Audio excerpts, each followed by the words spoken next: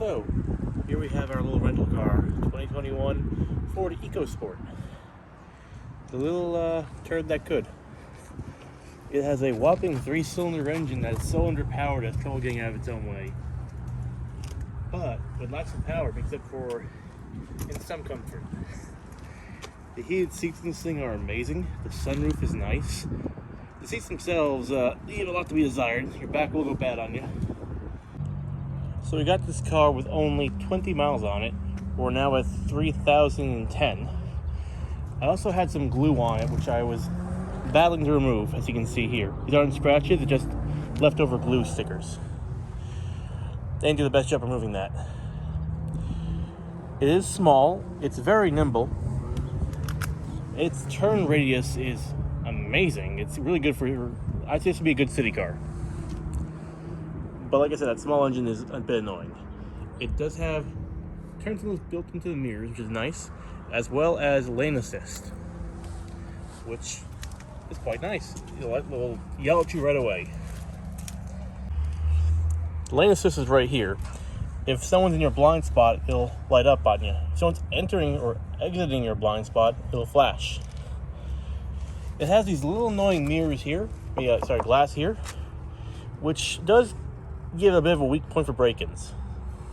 So that's a bit annoying. I don't like that. It's small, but all you need is the right hanger. You can pop a lock on that. Now, it has the standard size doors. It's a little dirty because we're using it, and I'm not paying to clean it, except for that glue, which was bugging me. It has a very nice internal display. I do like the gauge cluster. Like I said, the heated seats are nice. I'm not the biggest fan of center shifter, but I'm dealing with it. There is not a lot of leg room back here, unfortunately. You will be able to grab the person behind you's knees from the front driver's seat. But they are pretty comfortable. They also give this car a little extra and needed headspace. Well, storage space. The seats also pull up, but I'm not gonna do that right now because it's a little sticky. So like I was saying, so I'm 6'1", and as you can see, my legs are inside. They do have this nice cutout here, so that's something. However, if we hit a bump, I am gonna smash my head on the ceiling so hard. I'm trying to get up, hitting the ceiling, hitting it. It is not very safe for me. For me to be safe, I gotta be a corpse back here. It does give you a nice 110 plug back here, which is a surprisingly nice feature if you want to plug in your laptop. Get a better view of that. There it is. So that was a nice surprise to find. It does give you the standard size armrest cup holder, but if you have big arms like me, it's not the best. But it's okay, because I'm not back here.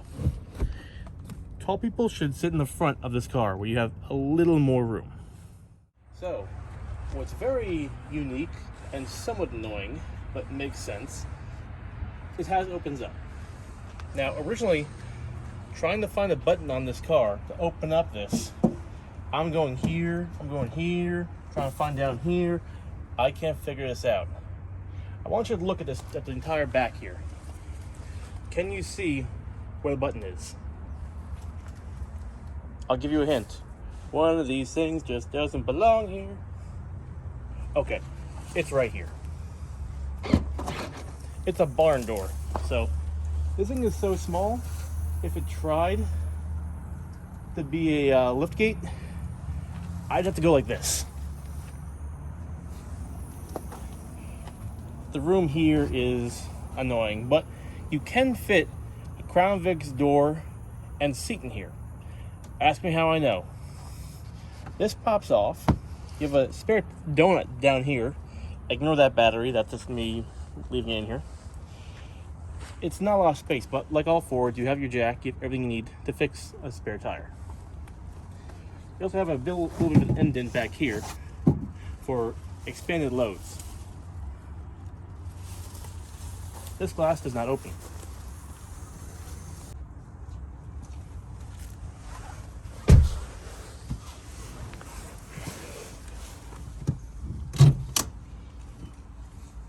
So, like all fancy cars nowadays, you have a keyless system.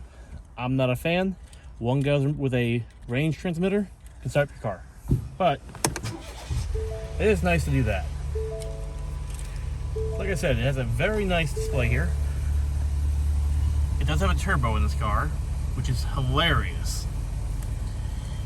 It is noisier than normal, so it's probably cold. As you can see, we're at 3,084. Okay, I lied on mileage. We're a little higher than I remembered. We do have fog lights, full setup here, and of course you have, we have the functions for on right here. Compass, no sources. This is for your phone. A picture of the car for some reason. Push this button. More information on the car. Don't ever activate my key. That will limit your full power unless you have kids. Then limit it. This right here is your cruise control. Set this. Easy enough to do. Push on, press set. Cancel, restore. This is your volume. Skip forward and back, answer and hang up, and voice. You can talk to your car and tell it to do something. Over here we have the basic display. Press clock, because why not? All the functions you need. Okay, let's turn that off. That's a good song, but no, not while YouTube's involved. The hazard button is in a great location right here. Center mass, right where you can see it. Climate control.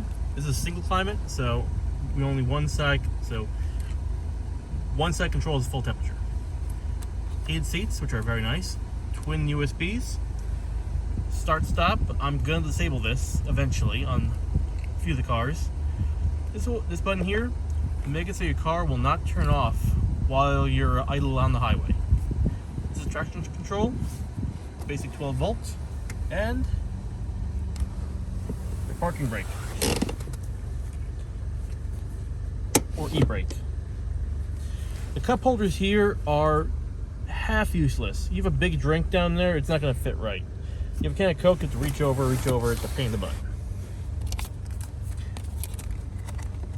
This came from the dealer, what do you call it, dealer, so we're leaving that here. Now, you think this is small, but you have a little more room on the bottom, and it's still small. This is where we keep our masks. There is no mini compartment, I checked for that. Here we have the sunroof controls and your dome lights. This one has independent left and right for passenger driver side. This right here is your cabin on off, constant on. When doors are open, always off. This here is your sunglass holder, which is holding two of my sunglasses. I forgot were in here. And this is your sunroof control. Push forward when it's closed, give you a little air. Push once to put it back. Push a second time to go out. Great if you have pet giraffes. Or if you're like me and you want to take advantage of this thing's full height. This is great for Filipinos and Filipinas. It's still going up. Oh my God, it's gonna hurt. Ow. One second. How high does this thing go? I'm curious now. That's the wrong button. Oh, that's it. Well, yeah, there you go.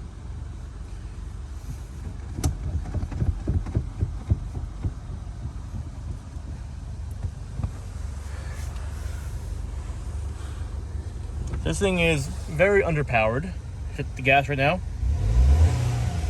You can hear the turbo spinning up.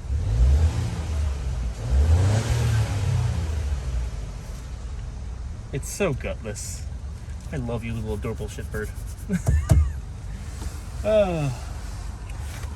We have one glove box, which is very small. Oh look, it's the factory sticker. That's cool. I never actually opened this before. This car costs, as a recommended MSRP, Where's the price? Where is the price? Oh, here it is. $26,000.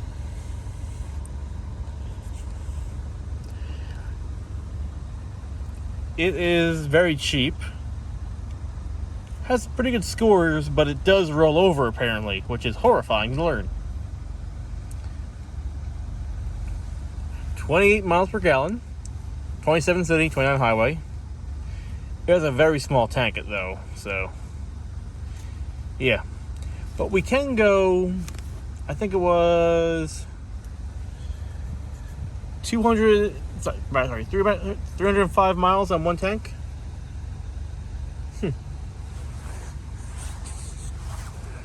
Standard visors, no lights because again EcoSport, and unfortunately they do not extend like you have on some other cars.